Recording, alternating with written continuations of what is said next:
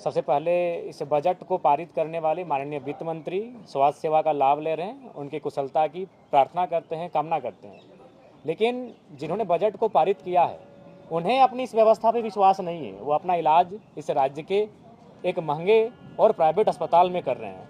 उनके अलावा इसी राज्य की सरकार पक्ष के यानी जेएमएम पार्टी की राज्यसभा सांसद उनके भी स्वास्थ्य की कामना करते हैं। महुआ जी भी अपना इलाज उसी अस्पताल में कर रही हैं। कुछ दिन पहले दिसम गुरु शिबू सोरेन उनके दीर्घायु की कामना करते हैं।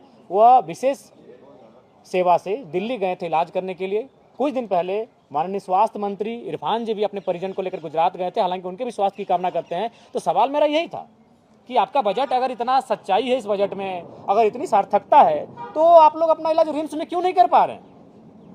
मैं अपनी ही बात बता रहा हूँ। कुछ दिन पहले चुनाव से पहले हमारा भी तबीयत खराब था, तो हमारे 2 इंजीनियर साथी हमको मिशन कलकत्ता लेके गए थे। मैं अपनी बात बता रहा हूँ। हालांकि खर्चा 20,000 ही हुआ था, लेकिन सवाल ये है कि राज्य की जो स्वास्थ्य व्यवस्थाएं हैं उन पर माननीयों को यकीन क्यों नहीं है? आप बजट को लेकर बड़ी बड़ी डींगे हाँकिए, बड़ी बड़ी कहानियां किससे सुनाइए, लेकिन इसकी सार्थकता एक आम जनता के लिए तभी होगी जब माननीय अपना इलाज रिम्स में करेंगे, जब माननीय अपना इलाज धनबाद के शहीद निर्मल महतो अस्पताल में करेंगे। इसलिए मैंने कहा कि आपको अगर छींक भी आती है तो आप हैदराबाद पहुंच जाते हैं, आपको अगर सर भी में खुजली होती है तो आप बेलोर पहुंच जाते हैं। और आम जनमानस ये सच्चाई भी है। अगर आम व्यक्ति अगर आप गाँव में जाएंगे तो अगर उसकी आयु 50 साल से ज़्यादा है तो कुछ आदमी यहाँ तक कहते हैं कि भाई अगर मरिए जाते हैं तो ठीक होते हैं, जो पैसा खर्चा कर रहे हैं इलाज में, इससे बेटी का ब्याह कर लेते हैं या बेटवा को कहीं बिजनेस में सेट कर देते हैं। एक आम व्यक्ति की ये मानसिकता है। यानी आज जो प्राइवेटाइजेशन का जो मनमानी हो रहा है शिक्षा और स्वास्थ्य के क्षेत्र में, अगर इसको नियंत्रण में नहीं लाया जाएगा पत्रकार महोदय, तो आप सबों के बीच में कहना चाहूंगा, आज से 20 साल बाद आप देखिएगा कि एक गरीब आदमी दरिद्र हो जाएगा। एक गरीब आदमी उस समय दरिद्र हो जाएगा अगर आज शिक्षा और स्वास्थ्य में जो प्राइवेट की मनमानी है, अगर इस पर अंकुश नहीं लगता है, इस पर अगर नियंत्रण नहीं लगता है, तो 20, 10, 15 सालों में ये सच्चाई हमसे और आपसे नहीं छुपेगी। इसलिए आज स्वास्थ्य का बजट है, राज्य की जनता इसे देख रही है। लेकिन मेरा आज ही स्वास्थ्य मंत्री, माफ कीजिएगा, वित्त मंत्री एक प्राइवेट अस्पताल में अपना इलाज, अपनी स्वास्थ्य सेवा का लाभ ले रहे हैं, तो कहीं ना कहीं इस बजट पर, सरकार की कार्यशैली पर एक क्वेश्चन मार्क खड़ा होता है। सवाल ये विधायक जी कि आप स्वास्थ्य व्यवस्थाओं को लेकर कह रहे थे, राज्य सरकार तो स्वास्थ्य बीमा बांट रही है, 15-15 लाख रुपए का जो है ढिंडोरा पीट रही है। देखिए, मैंने वही कहा ना कि वो हाथी के दांत खाने के अलग होते हैं, दिखाने के अलग होते हैं। अभी देखिए बोकारो जिला में चले जाइए, 5 महीने से वेतन नहीं मिला है।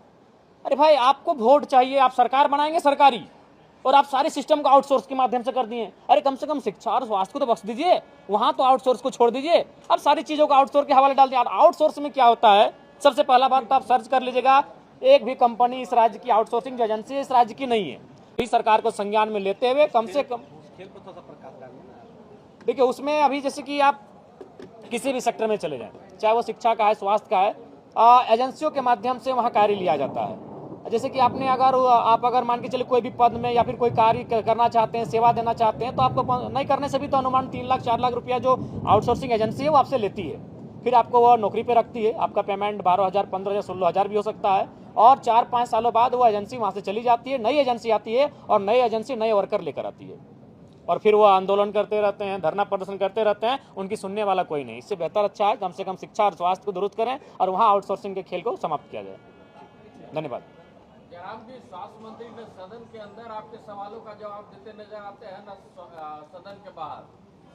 देखिए, जबकि आज तो सवाल मेरा बहुत ही सरल था। मैंने बस इतना ही कहा कि जो आपका जो समर्थन मूल्य है किसानों के लिए, उस समर्थन मूल्य में सुनने में आया है कि आप किस्तों में उनको पैसा देते हैं, और साथ ही साथ पैसा देने में विलम्ब भी होता है। तो जो विलम्ब होता है, क्या उसका ब्याज सहित आप देंगे या फिर एक किस्त में आप देंगे? तो मंत्री महोदय सरलता, एकदम सीधा सवाल था, लेकिन वो जवाब ना देकर माननीय मुख्यमंत्री को खड़ा होना पड़ता है उस सवाल का उत्तर देने के लिए।